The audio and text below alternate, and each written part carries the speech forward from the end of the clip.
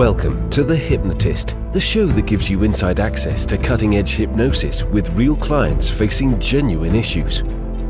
Brought to you by the hypnotherapist demanded by celebrities, CEOs, and even royalty, Adam Cox. These recordings took place live from Adam's clinic in London's world-famous Harley Street. This podcast features powerful hypnosis, so do not listen while driving or operating machinery.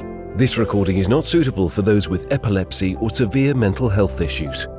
So, get yourself comfortable and enjoy today's episode of The Hypnotist. Hi, it's Adam here, and yet again another live hypnosis session that I'm doing based around randomly generated destinations, words and emotions, just to get myself out of my comfort zone and try entirely different, unpredictable, new ways of thinking about hypnosis and language to create some kind of positive change.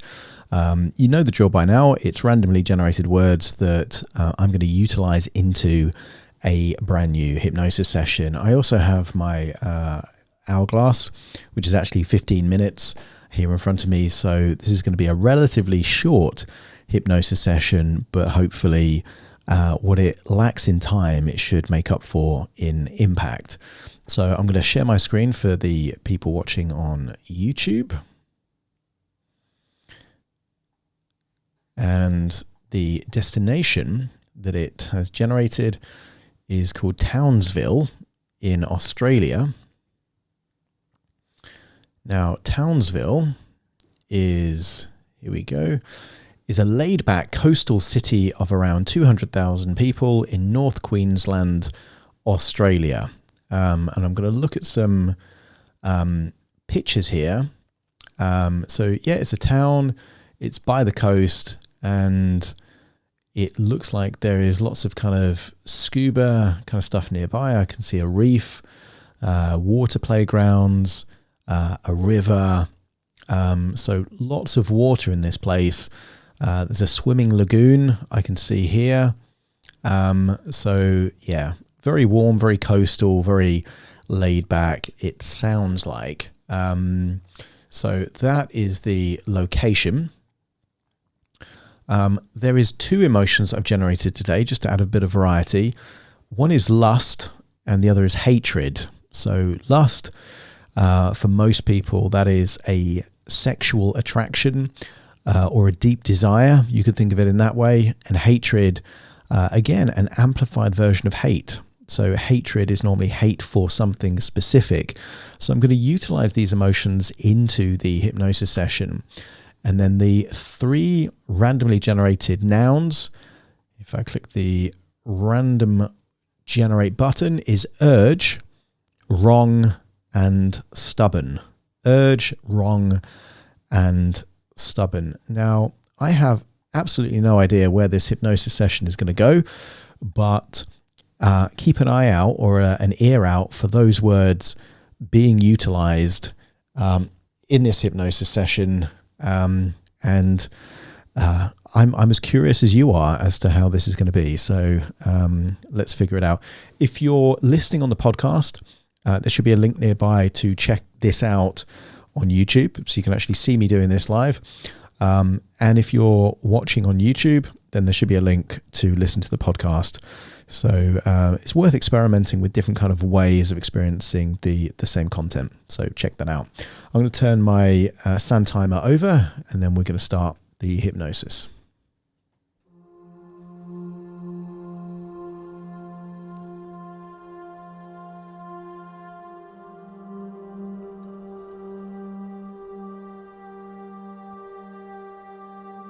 Take a deep breath in. And as you breathe in, just imagine breathing in a feeling of calm and relaxation.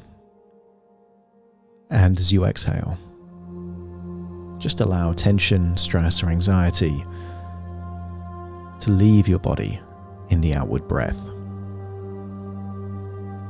Breath by breath, taking you deeper and deeper, relaxed. Take another deep breath in, and this time on the outward breath, if it's safe to do so, and you're in a comfortable place, allow your eyelids to close, taking you into a deeper, concentrated level of focus where you're more able to listen to my voice. Now, that's right. Deeper and deeper. Relaxed. And I want you to use the power of your imagination to wonder what it would be like to do what you can do in your mind but you can't do in reality. In the realm of science fiction and make-believe, teleportation is taken for granted as just something that certain entities can do. And yet we can all do this. Not in reality, but within our imagination. You do this every day. You might be busy doing something, your mind wanders off, and then you imagine what it would be like to be somewhere else. You do it in your dreams. You don't question it when it happens in your dreams, but inside a dream you can skip from one location to another location as if nothing out of the ordinary has happened. And yet, in reality, if we suddenly magically appeared in a new place, that would be very surreal, odd, strange. And yet, the imagination just treats it like it's perfectly natural. And I wonder what it would be like for you to imagine you're somewhere else, perhaps in a location called Townsville in Australia. This is just a quiet town. A quiet town in a quiet part of Australia near the coast. Now, it's not completely desolate. There's places there, buildings there. But I want you to imagine that you're going to a particular part towards the coast. There are many rivers, lagoons. In fact, I want you to make your way somewhere in Townsville where there is just one of many swimming lagoons. Not a pool, but also not a lake. Something created outdoors with natural water, but still under the blue skies of the Australian sun. And I want you to imagine taking a dip in one of those swimming lagoons. It's warm water, you can feel the sun on your face, and you can't help but leave all of your worries and concerns behind, way behind, back in reality. Here in your imagination, you can just allow your imagination to have fun. Enjoy that sunshine, hear the sound of the water, feeling deeply, deeply relaxed. And I want you to imagine there is some kind of inflatable, perhaps lilo or something you can just lean back on. And in doing so, you can just rest on the surface of that lagoon water, thinking. And some of the two most powerful words in the English language is love and hate. The ideal life is that we do more of what we love and less of what we hate.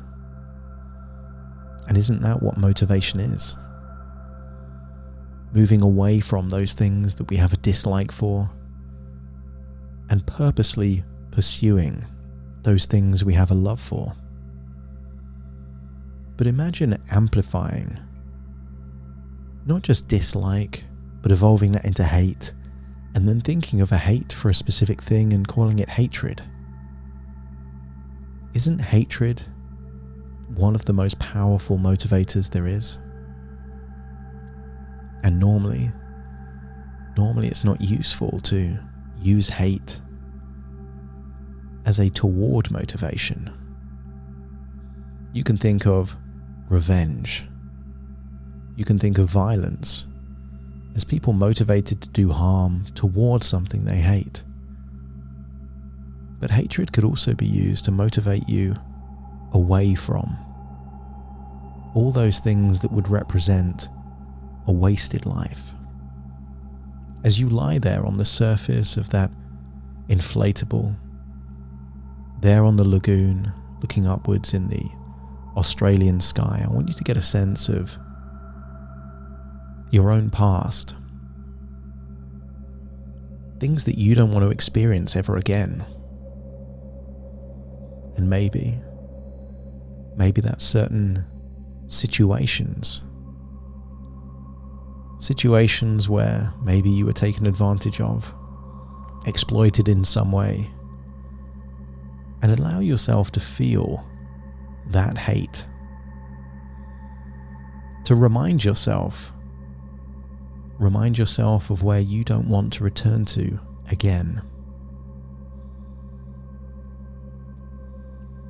For a lot of people, hatred brings up a powerful motivation,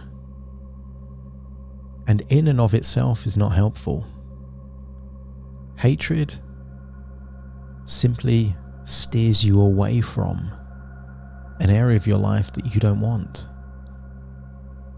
Maybe there's been a time in your life that you were just bored or scared, unmotivated, and it's okay to hate that part of your life if it unlocks the resources within you so you don't return there. Sometimes hatred is a sign of unfinished business. And while some people believe that you need to forgive in order to move on, that isn't always the case. Sometimes you can just decide that something wasn't desirable, wasn't useful, harmed you in some way, and just learn the lesson from that moment is sometimes more powerful than forgiveness.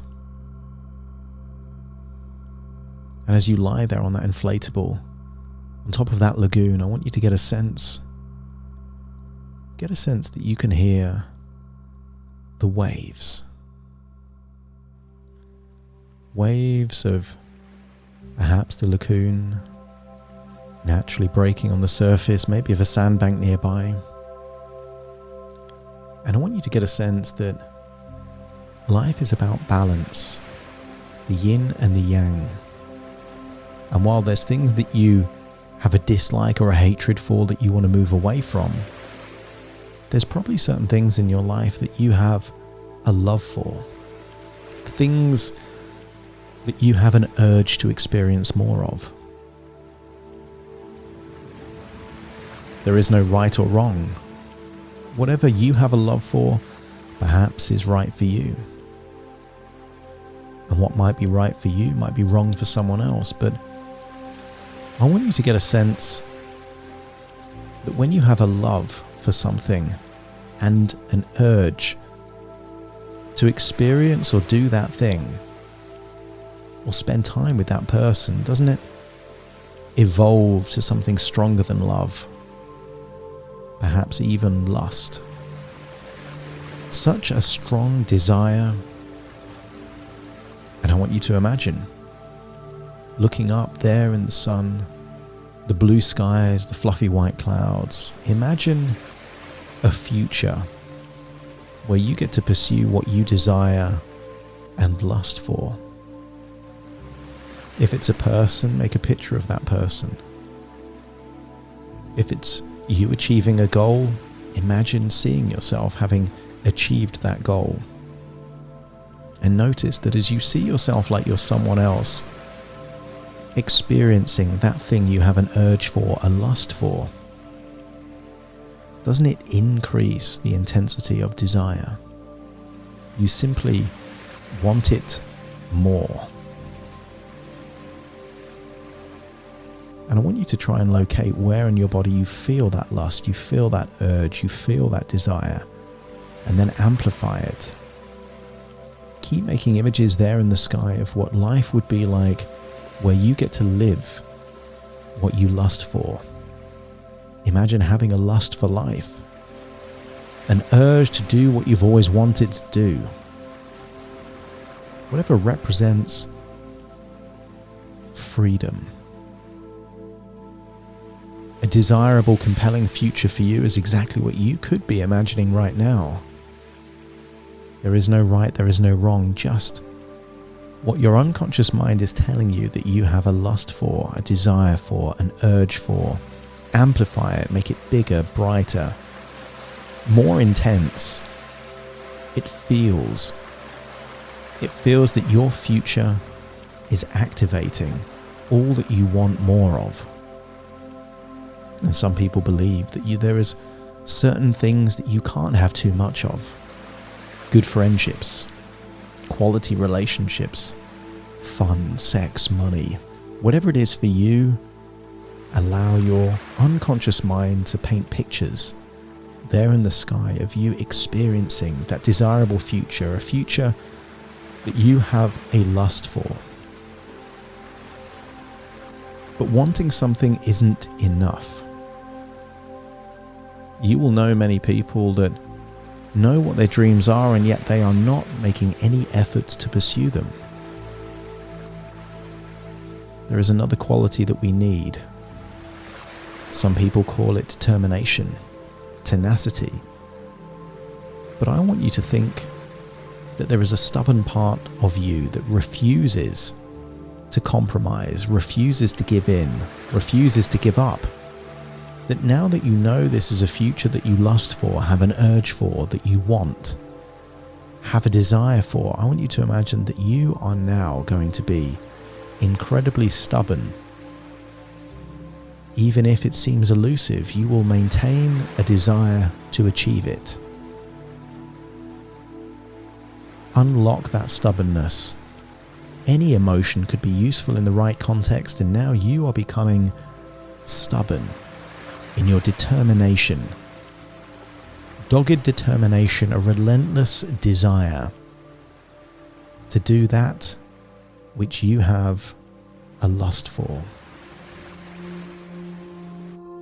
And I want you to get a sense that your imagination has now given you the carrot and the stick. Your future now is a life moving away from that which you hate towards that which you love and lust for. Unlocking the energy, the urge to pursue what is right for you, even if it's wrong for other people, and becoming stubborn in your refusal to accept that this is not possible for you. You have unlocked all of the resources necessary to take immediate action towards a future that if you were to experience it now, you would be smiling from ear to ear. And then you realize all of this is just a thought within a thought, an idea within an idea, a dream within a dream, and that you are no longer in Townsville, Australia, on an inflatable, floating on top of a lagoon. You are now in your reality, listening to my voice right now, firmly in the present. And very soon, I will count from 1 to 10 to awaken you. But to firmly anchor yourself into the present, take a deep breath in through your nose and out through your nose. Wiggle those fingers, wiggle those toes, get a sense of you being in your own physical body right now. As I count from 1 to 10 to awaken you, you will awaken feeling resourceful, unlocking a lust for life, having an urge to pursue what you deserve in life, and being stubborn in your refusal to settle with anything less. Starting to count to awaken you. 1, 2, 3, waking up. 4, 5, 6, more alert. 7, 8, open your eyes, open your eyes. 9, 10, wide awake, wide awake, wide awake. Thank you for listening to The Hypnotist with Adam Cox, the show that gives you inside access to cutting-edge hypnosis with real clients facing genuine issues. To automatically receive the latest episodes, please subscribe. If you'd like to support the show, please share this episode with just one friend you think it could help. And if this episode helped you, please leave us a 5-star review.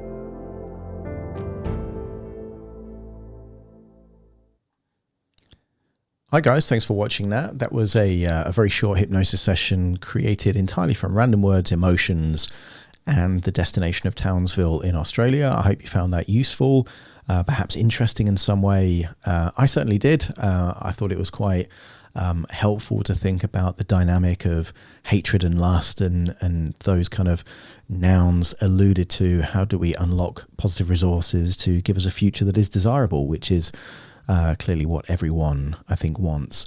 If you found that useful or helpful in some way, try and press the like button, that little thumbs up. Drop a comment if you found it useful in some way. If you want any other suggestions or ideas for other hypnosis sessions I could do, drop me a message in the comments. And just let me know your thoughts on it, because this is a new thing that I'm doing. So any feedback is really, really useful, and I read all the comments. So again, thank you so much for watching today.